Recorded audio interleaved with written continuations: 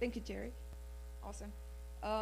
Okay, so this is exactly why Greg and I basically developed SEPTA 3, because we can see the importance of external environment on our internal behavior, internal emotional feelings, well-being, health. So this is exactly why we published basically our iteration of SEPTA 3 in 2019.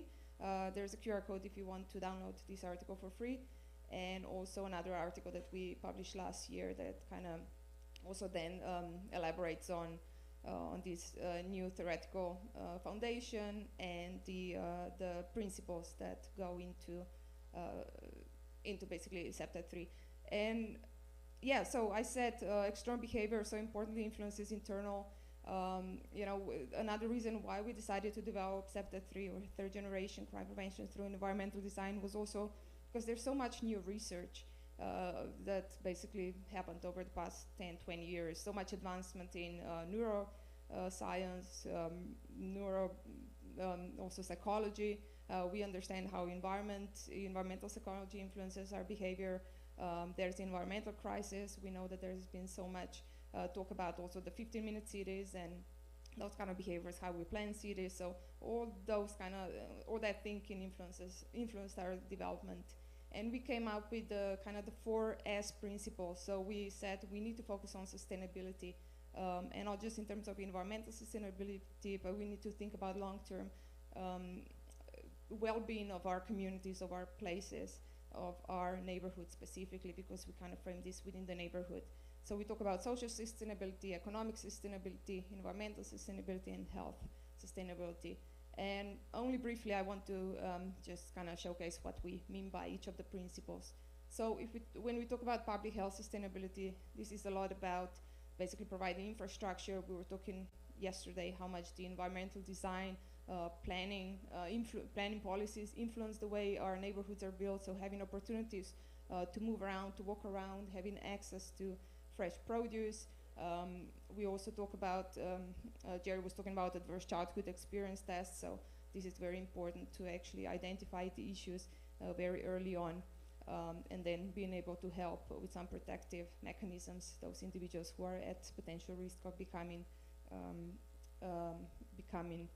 basically potentially even criminal, some of them, right? Or at least, or get into problems with their life and so on. So we need to be able to help them. And then emotional intelligence, which is also part of our training in safe growth that Greg mentioned, so kind of community development type of approach when we work with communities to help them in terms of well-being and also safety development. And livability academies are also a way of bringing people together where they learn self-awareness, where they learn the techniques, how to work with one another, because we need to know how to cohabitate, how to work together, how to, especially if we want to work towards bettering our communities. So the livability academies are a way of increasing that self-awareness through emotional intelligence, learning how to work together, and also developing leadership skills. So that's public health sustainability. Then we have social sustainability. So here is focusing a lot on people. So when we design places, yesterday we also heard in the keynote that how important it is to focus on people, not on just buildings when we design cities and plan, devise master plans and so on. So people have to be at the center. And then third places, many of you might have heard, so places where people come and unintentionally maybe meet and bump into one another, develop relationships and so on. So this is very important for a healthy relationship within the community. It builds social cohesion, collective efficacy. Then community organizing, local governance, so we need to be mindful of course, ethics, equity, democracy. So when we talk about neighborhood development, safety within the neighborhoods, people need to work together, but we also need to respect that there's diversity within many of our neighborhoods. And safe growth programming is where we kind of incorporate lots of these concepts. And then economic sustainability, this is about having local economy, not relying just on external sources of income, but actually build own resources so that the neighborhood actually develops jobs and the money actually stays within the neighborhood so they can reinvest that money within the neighborhood.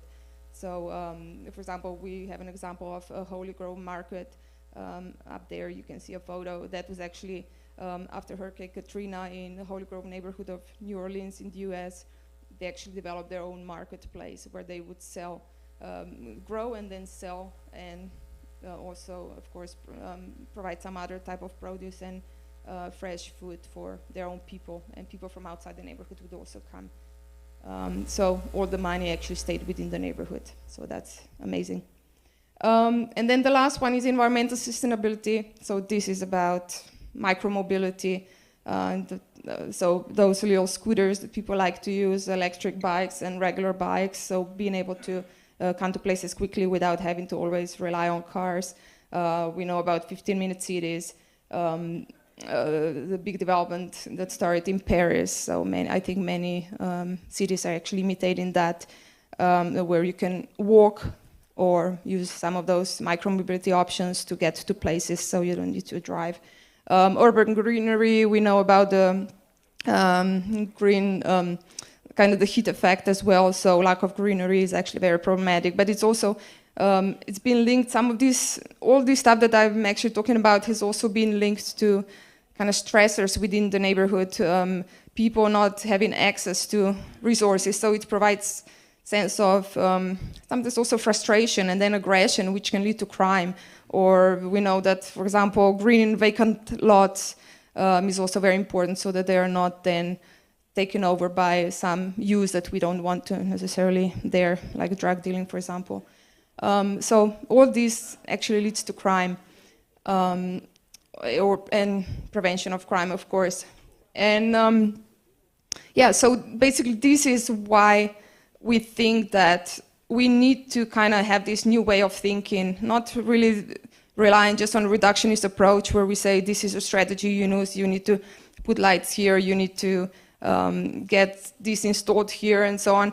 We need to make sure that the approaches are integrated. So our SEPTA 3 basically integrates SEPTA 1 and SEPTA 2 because if you don't feel safe walking around the neighborhood, which you can achieve through some of the SEPTA 1 principles and SEPTA 2 as well, then you're not going to be able to, for example, be healthy or want to socialize with your neighbors and similar. So we need to make sure that we kind of think about places and especially our neighborhoods more holistically, that we plan our cities in a holistic way and make sure that, yeah, the people, we bring back the neighborhoods to people, basically.